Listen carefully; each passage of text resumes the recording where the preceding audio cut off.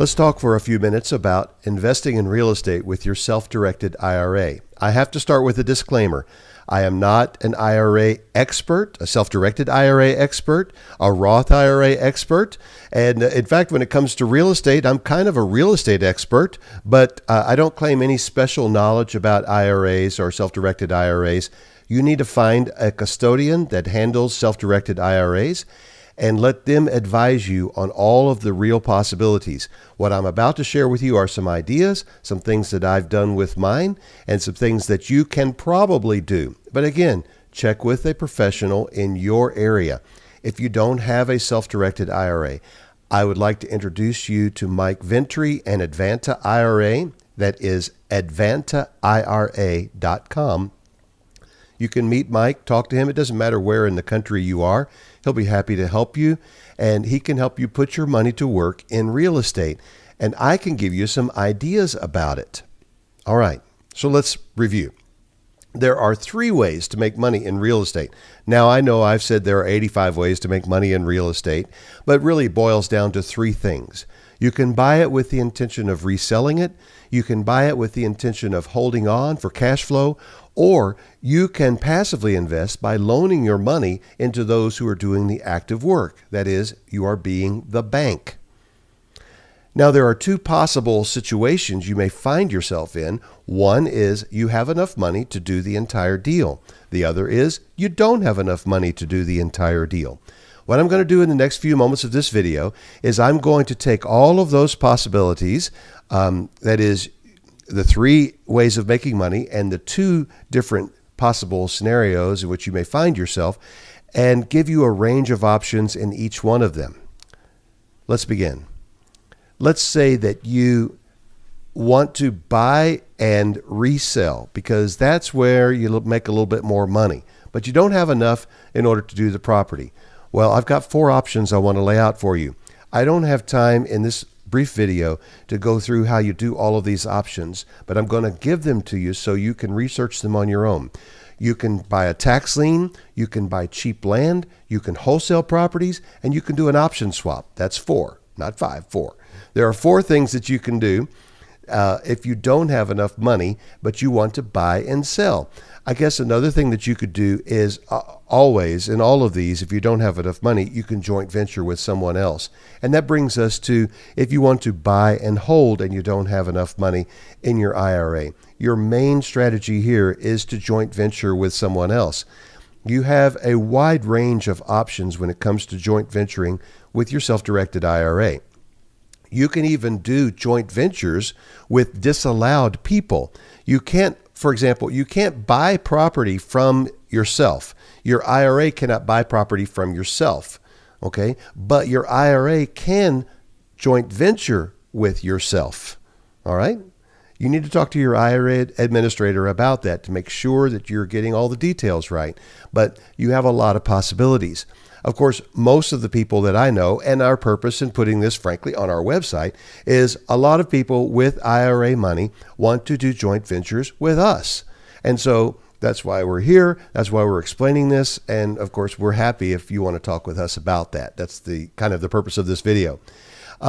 You can invest with other investors. You can joint venture with other self-directed IRA folks like yourself.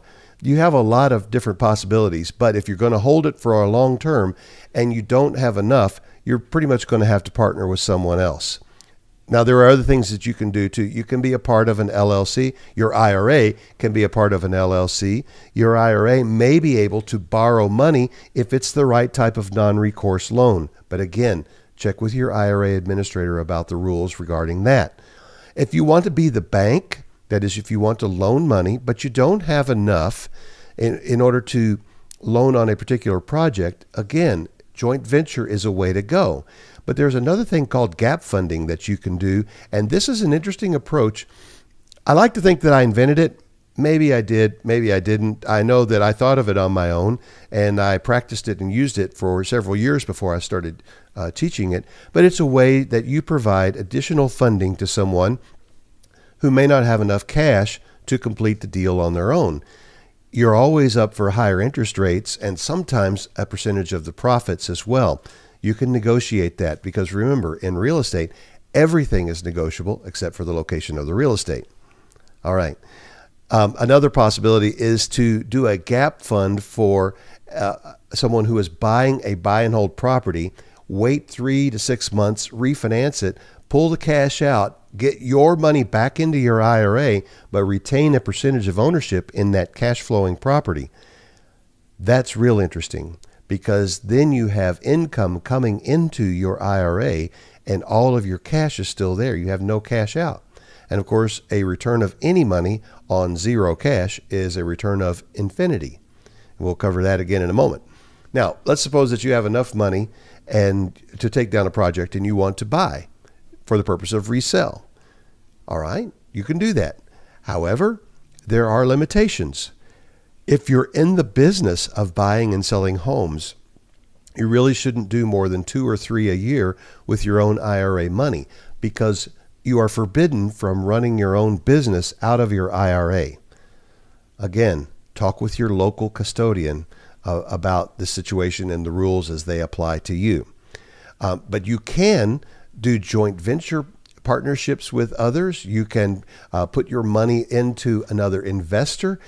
Several of the people that invest with me are using their IRA money, and we're taking their money to the courthouse steps, and we're making money with it. And there are all kinds of possibilities there if you have enough to take down a deal.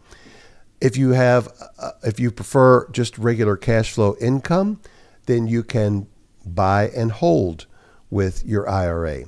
And some people don't really want to fool around with the management of finding rental properties and managing tenants and all of that. So they prefer to be the bank. And when you have enough money to take down a deal, this is a very attractive way to get very high rates of return relative to the market in a safe way, because the the loan is secured by the real estate. And frankly, we have a lot of people that want to do this with us.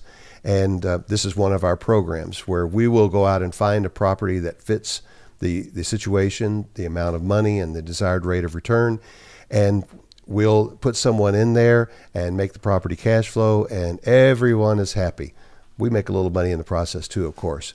Now, when it comes down to investing in real estate, it's all a matter of risk versus reward. This is how you figure out what you want to do.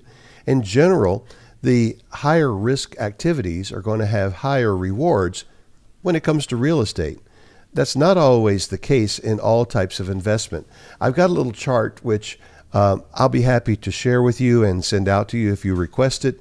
But it shows all of these activities and kind of puts them together on a chart with a scattergram. But the interesting thing about it is all of the real estate investing activities have relatively low risk. Why is that? Well, this is the reason I love real estate in the first place. Real estate has tangible value. It never goes to zero.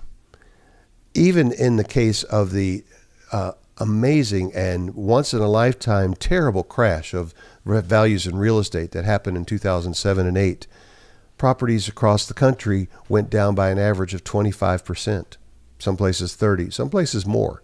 But in all of those places, the values have come back. I ask this question all the time. In 2006, if you had $1 million worth of stock in the Lehman Brothers company, what would you have now? You would have zero. But if you had $1 million worth of real estate in Clayton County, Georgia, which is one of the hardest hit areas in the country during the crash of 2007 and 8, if you had $1 million of real estate in 2006, by the end of 2008, it might have been worth maybe $300,000, maybe $400,000, an historic loss of value. However, that property now is back up to near where it used to be. It never went to zero. So the risk in real estate is already less than just about any other type of investment because it has a tangible value and will never go to zero. Another thing I like about real estate is the possibility of appreciation. Generally speaking, and the historic trend is this, real estate appreciates in value every year. That's why the best investment on earth is earth. So if you would like to put some of your money, some of your self-directed IRA money into real estate, I encourage you, first of all, to speak with an IRA administrator, or let me introduce you to Mike Ventry. I'll be happy to do that. I'll set up the conversation. We'll get you started with it, and then we can help you by finding properties to put your money into, especially if you're interested in doing this passively and you just want to put your money into good cash flowing deals or highly profitable fix and flips. We are happy to help you, and I look forward to talking to you soon.